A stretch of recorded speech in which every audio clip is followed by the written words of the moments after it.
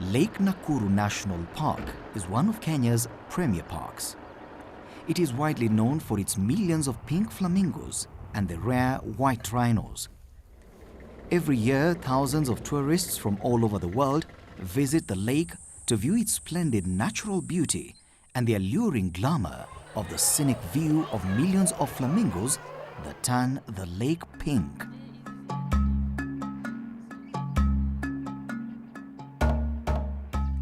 Over the past few years, the lake has witnessed a rare occurrence. Its water levels have increased to unmanageable volumes. This has been attributed to the restoration of Mau water towers and conservation of other water catchment areas in Nakuru County. The phenomenon has brought its share of blessings and curses in equal measure. The flamingos, which have been the key tourist attraction, have been displaced. The beautiful acacia trees have dried up, road network in the park has been destroyed, and several office blocks have been submerged. The water level has already consumed some habitat of the terrestrial land. About 2 kilometers rim around the lake has been consumed by the water. And the water now clogs the roots of most of these plants, and as a result you can see the trees are dying, the grasses are dying. Therefore, it is reducing the habitat for our wild animals, particularly the grazers.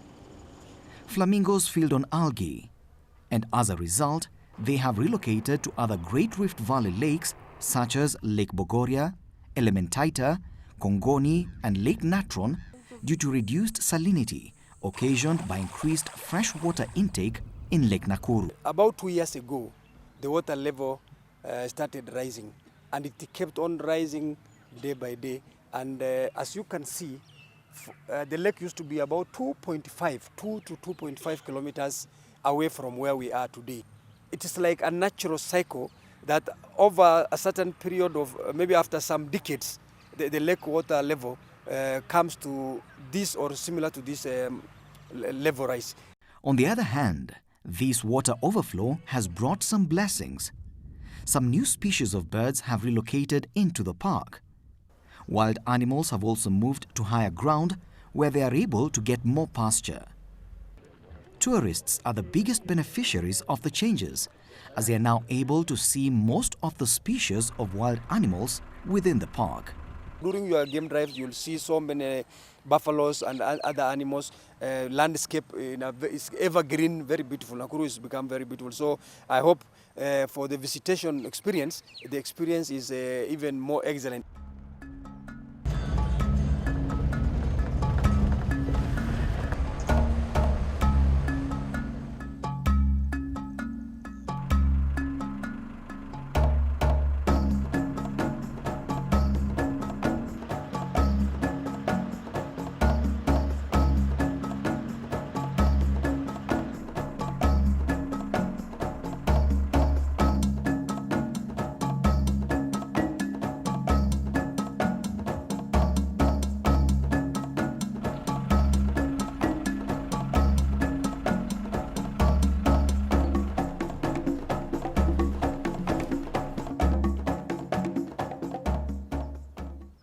Most affected sections of the park are the road networks and office blocks around the park's main entrance.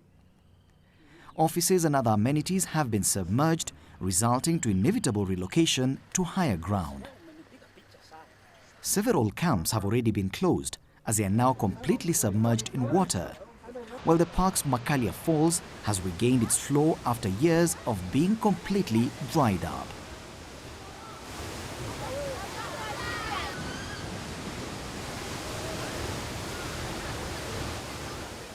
I remember about 3 years ago, this lake was almost drying, and all of a sudden, the frequency of the rains and the consistency changed, and then we all of a sudden received a lot of rainfall in this area, therefore increasing the amount of water in our rivers.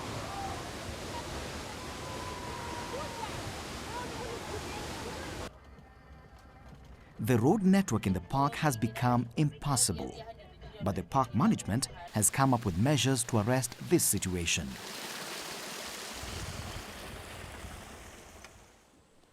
The roads are being raised to 1 meter high to cushion the roads from further destruction by the predicted El Nino rains and water runoffs from other parts of Nakuru County. This will facilitate smooth movement around the park. So far, most of the affected sections have been covered.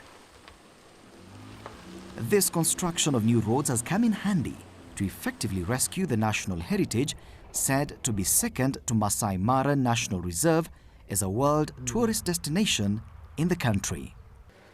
Despite this occurrence, tourism has not been affected much. Its popularity with both local and international tourists has not wavered.